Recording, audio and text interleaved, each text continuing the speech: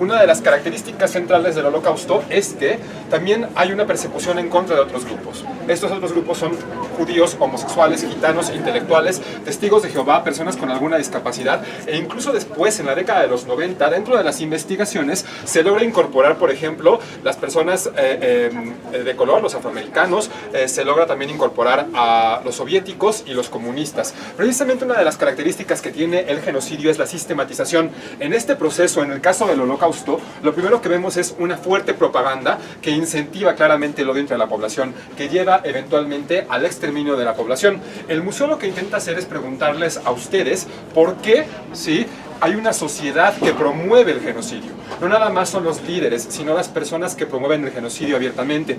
Esa respuesta se da a partir del uso del terror como una herramienta para poder justamente dignificar lo que estaba haciendo el régimen nazi. Precisamente aquí exponemos dentro de esta mini muestra de lo que es, francamente, memoria y tolerancia, este evento que es el pogromio más grande en la historia del judaísmo, que es la Noche de los Cristales Rotos. Precisamente a partir de esta noción del terror es que nos adentramos en el concepto de la Segunda Guerra Mundial. Los invito a que vayamos caminando para acá, por favor.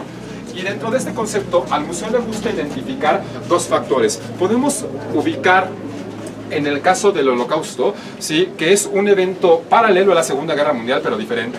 En el caso de la Segunda Guerra Mundial tenemos 50 millones de personas que mueren resultado de un conflicto bélico. En el caso del Holocausto tenemos 11 millones de personas que mueren como resultado de una política genocida sistemática. En el caso de los guetos, la separación que existe de los judíos y los gitanos de la sociedad para poder justamente tenerlos en un espacio que les facilite el exterminio absoluto. Los comandos móviles de asesinato y justamente esta política que existe con la Operación Barbarossa de penetrar la Unión Soviética para eliminar a todos aquellos que eran considerados inferiores. En el caso de las deportaciones y la imagen de Auschwitz, justamente esto que es conocido como el campo más emblemático en la historia del Holocausto. Y por supuesto la pregunta que se hace en el museo, la idea de la liberación. Si una persona que está dentro de un campo en realidad alguna vez puede dejar sus memorias.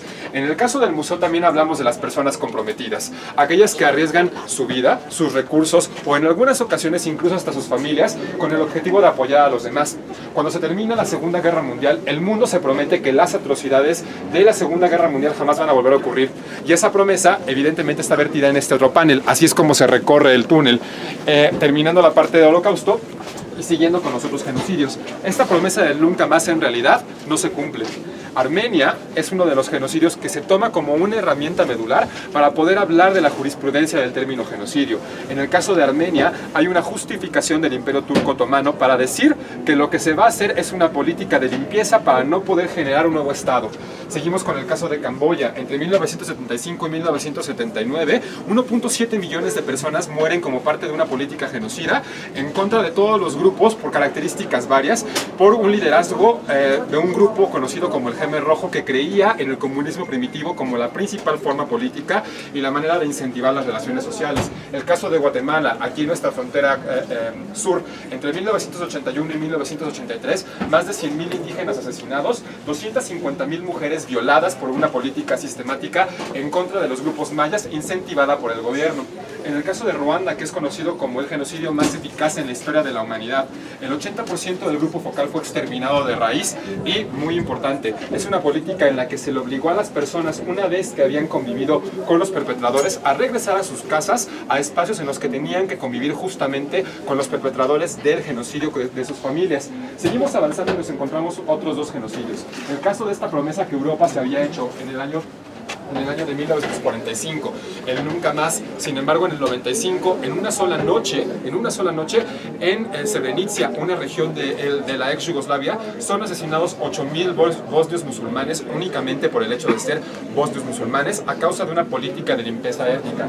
Y este genocidio, que en el Museo La Sala tiene el nombre de Indiferencia es complicidad, el genocidio que ocurre hoy delante de nosotros desde el año 2003 y hasta nuestros días. En el caso de Darfur, en la época de Twitter, de Instagram, de Facebook, de las redes sociales, donde podríamos hacer algo para frenarlo, en realidad no estamos haciendo absolutamente nada. La política genocida de los Janjaweed sigue permitiendo que incluso entre enero y abril del año pasado, más de 450.000 personas hayan intentado huir de Darfur buscando refugio. Precisamente lo que el museo hace es hablar con ustedes a partir de la memoria histórica para decirles si hay una respuesta. Y la respuesta está en la tolerancia. Vamos a pasar al panel que se encuentra